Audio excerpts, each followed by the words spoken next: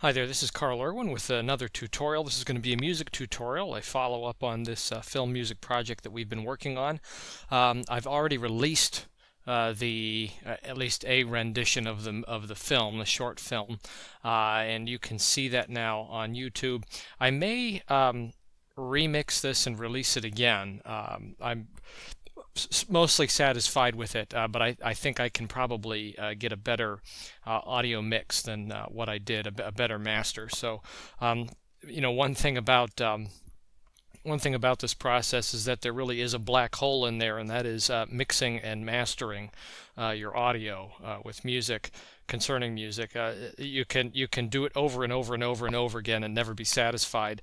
I think I want to tweak a few things on the mix and master, so I may release it again with a slightly altered mix. But I think the music is as it is. I'm not going to change anything about it. I'm not going to change the animation anyway. I've spent enough time on this already. So, but anyway, it's out there to see. You can check it out on my YouTube channel called Celestial. Now, the music, if you remember from the last tutorial, we left off with a couple of reference tracks that we had created in Blender, and just to show you again how this can be applied, I have a reference track for hits, a reference track for cuts. This is where the scene cuts, or the shot cuts to a new shot, and then I had a reference track for the orchestral tracks. Starting markers that indicate where I wanted those tracks to sit, and then also one for a fade that I decided on, where I wanted to fade the orchestral track in there at the end. So I have these three marker tracks, and just so you know, these tracks are not created with audio to be heard. They're actually created so that we can see what we have here. We have little spikes of audio that can indicate where things are supposed to happen. We need the visual, we need the reference here. And as you look at this, if we even enlarge this a little bit more, you can sort of see where in the measure these marks are happening. Now right now I have the default tempo set to 140. Now I decided on this project that all of the music in between the orchestral tracks that I've imported, the pre-scored music, was going to be fairly freely scored. I wasn't going to follow a particular tempo. I was going to do a lot of ambient kinds of music. There's a few places where I have some rhythmic stuff going on, and it is in the tempo of the project, but I have some polymeters going on. We'll look at that later on when we get to that point. Today we're just going to look at the introductory section where I have these hits going on, and I just want to discuss hits in general. So I did write a little bit of music in here. You can see I just have 1, 2, 3, 4, 5, 6, 7 tracks of sound. Two of these are actually the same sound. They're just two different iterations of them with some different settings, different volume settings, some different effect settings as well. And I just want to show you how we address just the hits track only. There are some cuts that are happening in there later on that we will deal with. Now, what I did also initially with my pre-created, my pre-composed orchestral music is I lined up one major hit that I wanted to have with a logical point in the music, and then I kind of toyed around with that in Blender in the video editor there to see which combination worked best. And I ended up with this one here that I'm using. Now if you follow along, you'll notice that there's actually quite a few hits that work out, but I only lined up one, and I'll show you what that is here in a moment when we look at the video. But by lining up that one, I noticed that a lot of other things fit in place, and you'll actually find that that happens with pre-created music in film scoring, that you don't always have to write your music directly to picture. You can write apart from picture and sort of edit together the music that you've created to make it fit. This is done, of course, a lot when pre-recorded or pre-created, pre-composed public domain classical music is used, such as in some of these old Kubrick movies, The Shining, and of course that didn't all use classical music. There's a lot of other 20th century music in there too, but like The Shining and 2001: A Space Odyssey, where you're using pre-created pieces and they're being formatted into the picture as the scoring, as the underscore, and as the thematic scoring. So anyway, we'll look at that in a moment. Before we get into it, though, I have to talk about a couple of philosophical things very quickly.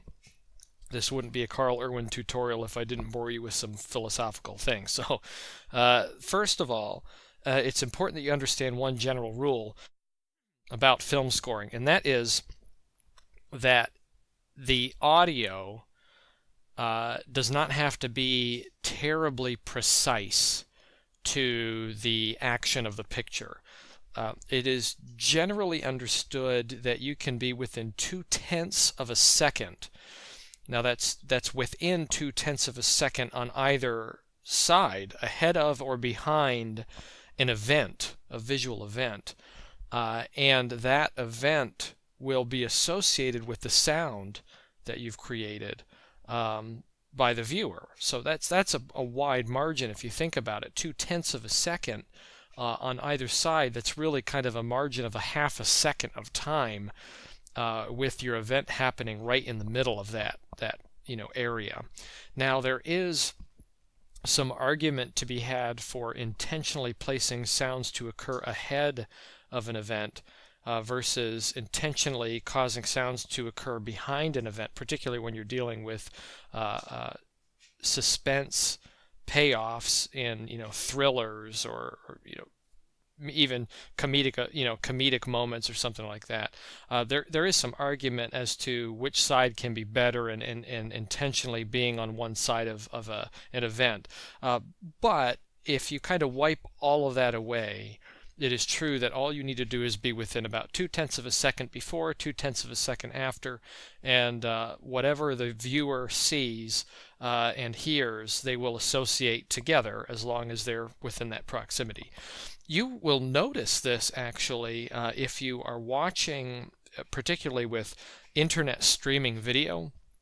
Not on YouTube in particular, because YouTube is fairly well organized and well served medium, but on some other streaming sites, not sites that just do streaming, but like a news site, a news channel where they have some video media playback options.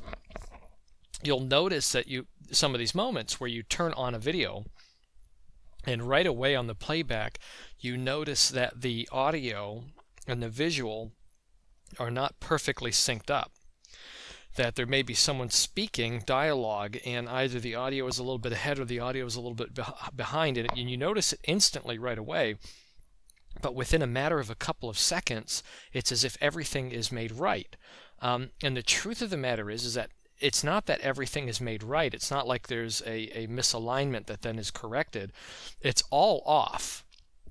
It's all out of sync. It's just that you have gotten into a mode where your brain is taking what you hear and what you see and aligning them, intentionally aligning those things much better so that you can interpret them as being associated. So, and that's when you have things that are happening outside of this, 0.2 of a second range. So 0.2 of a second is what you're looking for. Now I'll tell you on this, I got all of these hits perfect the first time. I did not have to go back and tweak a single one of them. And you can even see that things happen, if I zoom in even a little bit more, they don't happen exactly at the right time. I just need to be in the general vicinity of the hit on the nearest beat. And that is without even moving the track. You can actually move tracks in LMMS so that they're not perfectly lined up to the perfectly clipped. In fact, you can see it up here on the audio track I have. It is misaligned to the beginning of the measure there. I've moved it over slightly. You can do this by clicking and starting to drag, and if you hit Control, it will give you the ability to do that. So you can create a hit, and if you want to line it up, you can move your MIDI data around a little bit. But I hit all of these on the first try without any trouble.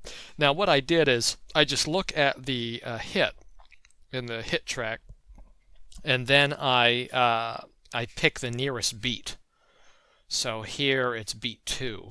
So I tried to line up in this MIDI data around beat 2, actually between beat 1 and 2, as best I could. And I got pretty close there, close enough that it worked. So anyway, that's that. Let's listen to this very quickly and see what we get.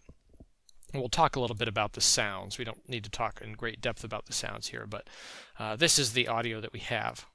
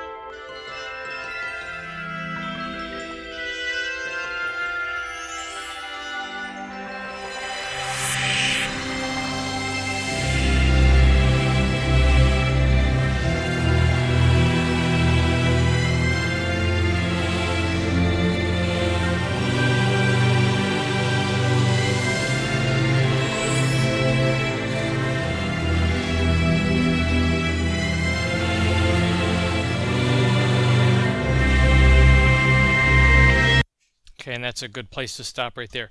I actually included one part over here that is not part of the hit track. It's a cut. I found that there was only one cut that didn't really get some attention when I aligned my track up here, that didn't by chance get some attention. It was this one right here. There's actually a frame cut, I think, right before it, within 2 seconds ahead, and then this rather, there's a musical hit just a couple seconds ahead, and then the shot cut. So what I did is I added just a little chime in there. It's barely even audible, but it is there, and its association with that moment works out nicely to just kind of clean up that moment a little bit. But anyway, these others here are all lined up to these few hits that I wanted to get. So let me talk about each one of these very quickly. I added actually quite a bit of music. If you really think about it, all of this is new music, and what I started with was a Zenad Sub Effects pad, which sounds like that. It's called Space Choir, and I just used a preset. I went back and forth on what I wanted to do with my ambient sounds. There are some really great ambient sound generators out there. There's one, I think, made by DSK. It's a free VST. Called Darkness Theory, and they made a couple of them that make really great sounds, but I thought that they were a little too developed and a little too cheap to go that route. So rather than use that, I went with some fairly plain preset pads, and then I stacked them up and tried to be a little bit more original and generate my own sound. So I have one basic pad here to start out that's droning within the key that we're performing in, and then I have what's called a soft piano. This is actually a Fluid R3 piano, the Yamaha grand piano in there, which I think has only one velocity setting.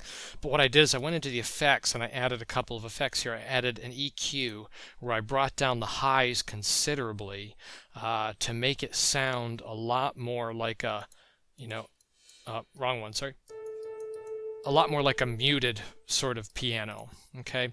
And then I added some reverb effects on there to just handle that one instrument. Then I have on top of that this chime. I'm sorry, this reversed cymbal, and I used it more as a digital effect here. I did not try to treat it as a cymbal roll like I did in my orchestration up here. I let it be exactly the way it is. I layered them up by frequency to try to get the right distance, and I wanted it to cut off at the hit as best I could. So within that 0.2 of a second kind of time frame, that arrives where I have a cut taking place. Actually, this is a cut too, so it's not a hit. Then down here, I have another hit, and this is a bell, and a synthesized bell. And what I did is I have this little little musical moment, goes like this.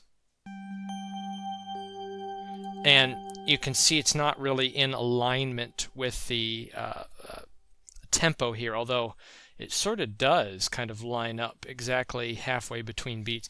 What I did was I just by ear, I placed this as a musical performance. I played it into the track wherever it fell. And this is going to occur when the title shows up, and it just gives a little bit of an accent to the orchestration that I had already pre-existing to let that title be recognized. So we'll see how that fits together in a moment. Then I have some wind chimes down here, and I have a couple of layers of these to happen. Here another hit. That is, this is a flickering, I think, of the distant lights before the light completely blows up and blows out the camera. And at that moment I added this warp sound, and these are actually from the LMMS wave OGG sound library. So these are onboard sounds. LMMS has some spectacular sounds. You'd listen to them and think they're pretty cheap and whatever. Now the goal here when working with LMMS sounds is not that you use them exactly as they are, but that you layer them up and you add effects and you tweak them and you use them in different ways. You take those waves and then you can you kind of repurpose them in various formats to get particularly the sound that you want, that you would use those sounds to generate new sounds and new combinations. So the warp sound, I thought I would use that, and I again layered those up. And you can see the sound that we get is pretty unique. It's very different from the original sound. So now here's what you can do with this, just dealing with these hits that we have in the opening. All the while that you're working, you can actually get a reference of what you're doing with your video, even though we don't have video syncing with LMMS. That's why we created these reference tracks, and also our cue list, which I have up here somewhere. So again, I have my cue list to reference these hits, and it tells me what's going on as a bit of reference. As I'm writing some music, I can kind of recall what it is. I have some color coding to indicate what kind of hit, what kind of cue is happening. I have some indications as to when I don't need any. You might see on here there's a couple places where I have in my list error. You can see that I have an indication and a frame and it says error. Those are places where I accidentally misplaced a hit or a cue, and there really is no purpose for it. So rather than go back and re-render those audio tracks, I just indicated that those are errors in my list, so that when I come upon them, I can just not pay attention to them. But anyway, I have my list there to reference, but I can get feedback instantly on this, fairly instantly, by just going to File and exporting, and I can export out to test wave, and then I can create a Blender VSE file, a video sequence editor file, that has a low-res rendering of my movie. And then what I can do is, and again, low res so that I can get as close to frame playback as possible. In my playback, I can indicate frame dropping, AV sync, and audio scrubbing. That way I can get everything lined up perfectly. I can import my exported audio file wherever it is in development, and I can play that back, and I can keep this file open all the time. All I need to do when I re-export is I just need to hit refresh sequencer, and it will update my audio file to reflect the newly created one. So Blender is calling upon actual WAV files that exist in hard drive space, rather than importing them and generating new versions. This is all just held in RAM, so that you can see what the real file is doing. It does not create a project folder and then regenerate the audio so that it's more destructive, I guess you would say. It pulls on the original audio file, so when you hit refresh sequencer, it will kind of recycle that reference and it will pull in the new one. And this only takes a second. You hit that and it refreshes right away. So now when I play this back, we can see right away what we hear.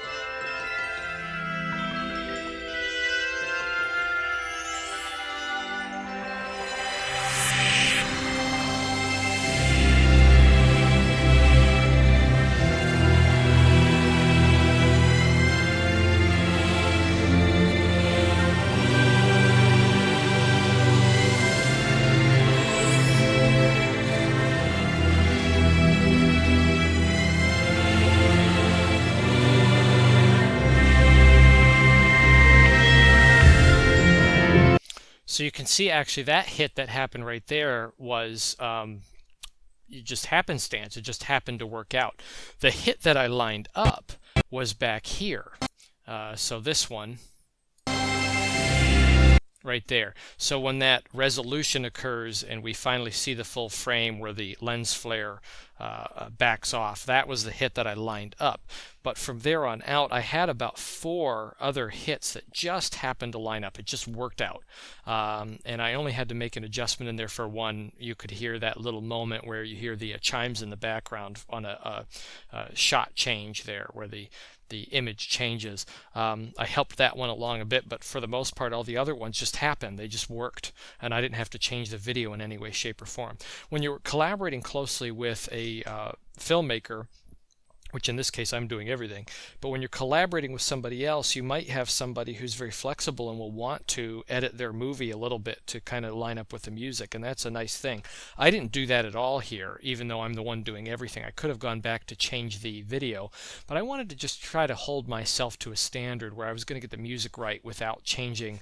I wanted to lock the picture, my animation, and then make the music fit, and I really didn't have a lot of trouble. Things just kind of worked out, and you'd be surprised how often that happens. And again, I just want to reference a reason for that is because of that 0.2 of a second rule, that things don't have to be absolutely perfect. You can, if you have 2 places where you have a hit in one place in the music and a hit in another place, and they're very close, what you can do is kind of split the difference so that each one of those visual and audio hits will straddle each other. So one might be a little bit ahead and one of them might be a little bit behind, but if you kind of split the difference perfectly enough in playback, the brain of the viewer will associate those things as happening simultaneously and as being associated. So you can play tricks like that, and I did do that a little bit when I lined up my orchestral tracks.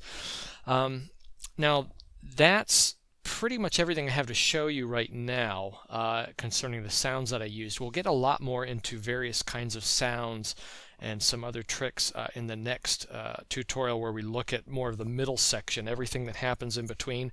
We'll talk a little bit more about generating soundscapes and doing some sound design. I wanted to quickly have one other discussion with you, though, before I let you go. And this has to do with the effect of music in movies. There's a lot of opinions out there about what constitutes good film music in a film, and I'll share a couple of those with you. There's one erroneous thought out there that music that is noticed, music that stands out and is noticed in a picture, indicates that it is bad music. Not necessarily that the music itself is bad, but that it's a bad film score, because if it stands out, then that means that it has defeated the picture in some way, or it has gotten in the way. And that's total baloney. I know this is my opinion, but I can explain why I think this. That's total baloney. I'll explain that in a moment.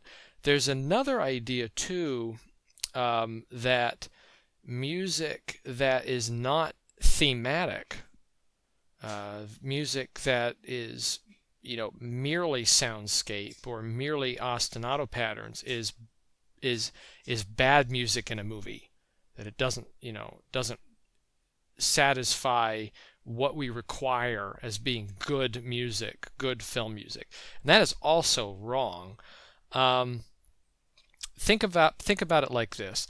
You can have music that is of a very high quality, and stands out in the picture, but at the same time improves upon the experience of the picture and helps with the situational or emotional or intellectual narrative.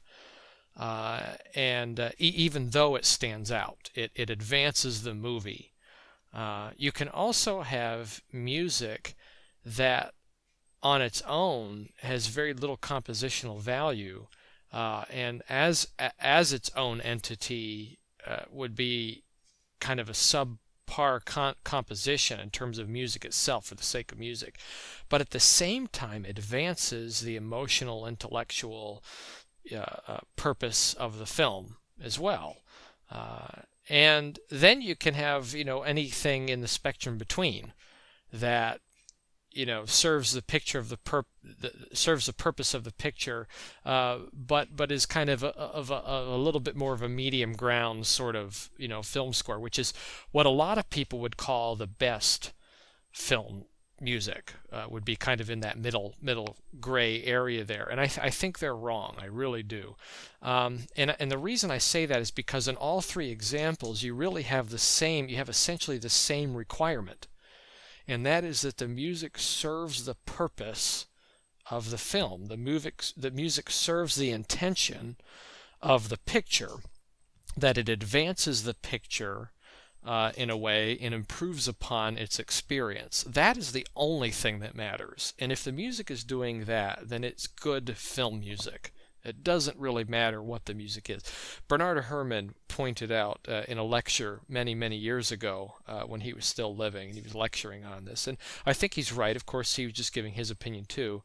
He said you can have music of a very, very high quality, that serves a picture well, and the paradox of film music is that you can have music that is of a very poor quality music that also serves its purpose in the picture very well. And he said that's just a paradox of film music. It's just something that exists there that doesn't really get explained. And it has to do with the collaborative nature of the music and the picture. And there's not really a lot that can explain these things perfectly, but that is the nature of how music works. So just keep those things in mind as you're writing your music, that you don't have to go all one way, that you can work in soundscapes and you can work in very big themes, and you don't violate the picture unless the music doesn't serve the purpose of the picture. That's the goal. You want the music to serve the purpose of the picture and advance it to that end, that it's serving the intentions of the director in particular. So anyway, just wanted to have that little conversation with you. So don't perpetuate. I would implore you not to perpetuate that idea that, I noticed the music was spectacular, the music was awesome, it really brought me out of the picture, it's bad film music. That's just not true. John Williams is the case in point on that. Nobody writes better than him. It's just some of the most enduring thematic music that we've ever heard in film. And film is quite young as a medium, quite frankly, and John Williams has been writing for a majority of that time. But his music takes you out of the picture almost every time. It's just so good. It's so thematic. But I don't think anybody can really say that it detracts from the picture, that it harms it anyway. I think John Williams' highly thematic music has helped to solidify poor motion pictures more than not, when you look at his music in action. So anyway, just wanted to share those thoughts with you, that you want to be willing to try anything and to do use any kind or type or idiom of film music in order to serve the purpose of the picture, and mix and match those different idioms too. So anyway, that's all I have for you now, and hope that you learned something with this, and hope that you find some of these opinions valuable, and I wish you happy mixing.